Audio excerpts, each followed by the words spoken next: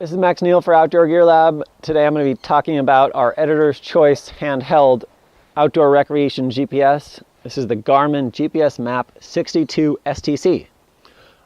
So briefly, it comes with 2 rechargeable batteries and a battery charger, and also a carabiner clip, which you can fasten very easily onto the back of the device and clip it to things. So there's a belt loop here and a carabiner clip there.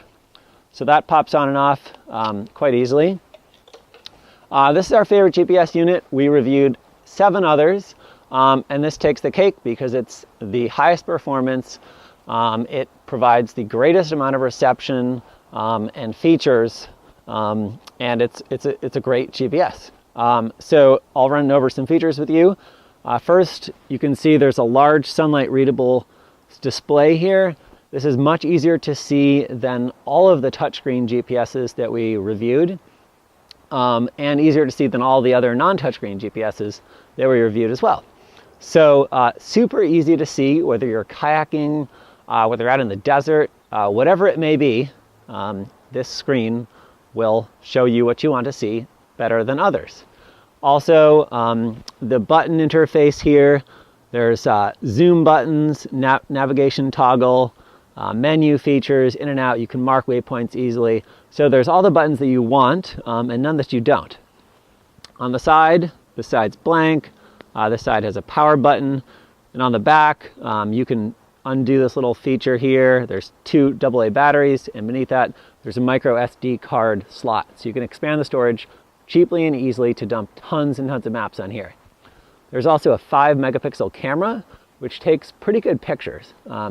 Not as good as like the latest mobile phones, but if you're out in the field and you want to snap a shot of, well, anything, then we recommend this camera. 5 megapixels, it does a good job. And a cool feature is it auto geotags them. So wherever you are, it'll pop up, the photo will pop up on your mapping software. So that's a great feature. And there's a little hook here at the bottom to pop in a lanyard. So that's the overview of the physical realm. Inside, the GPS works great. It's fast, it's smooth, it's easy to use, it's easy to customize the main menus, and you can create different profiles, one for hiking, one for kayaking, one for navigating in a car, one for going on an ATV. So that allows you to change the different fields and program the main menu so that you can prioritize the things that you're going to use more than things that you won't, and make it faster and easier to navigate through. So all in all, it's a great GPS. It's more powerful, faster, more accurate than all the others that we reviewed. A few drawbacks are, 1, the price. This one retails for about $600, but it's the best. And as far as how does that compare to others? Well, as far as the price, within this realm, the 62 series, if you don't want to get a camera, we recommend getting the 62 ST, which is better than the base model 62S because it has a compass and an altimeter. So, you can also add external storage, which is a huge advantage. So get the STC or the ST if you're looking for this series. Another possible drawback is the lack of the touchscreen. So that's only a drawback if you plan to enter tons and tons of waypoints or text. So if you're doing geocaching and want to write lengthy descriptions or whatever, then you might want a touchscreen. But for most people, we think that this display is best because it's easier to see, easier to use.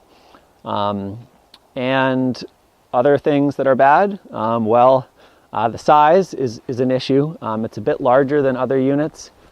This is the Oregon 550T, which is their next best unit. So you can see that it's taller. It's about 2.5 ounces heavier, and the screen is just a teensy bit smaller, but it's still easier to see. So, that 2.5 ounces, is that a drawback? I don't think so. because if you're hiking, you can afford to carry an extra 2.5 ounces, or you can not bring a Snickers bar or whatever you want. So weight shouldn't be a concern. As far as the size goes, smaller, like the super small hiking GPSs, here's the Garmin Dakota 20. Yes, there's a big difference in size here. So this will fit in smaller pockets, whereas this won't. We usually carry the GPS in the brain of our pack up high, so it gets the best reception. That's if it's not, out here attached around our neck or whatever.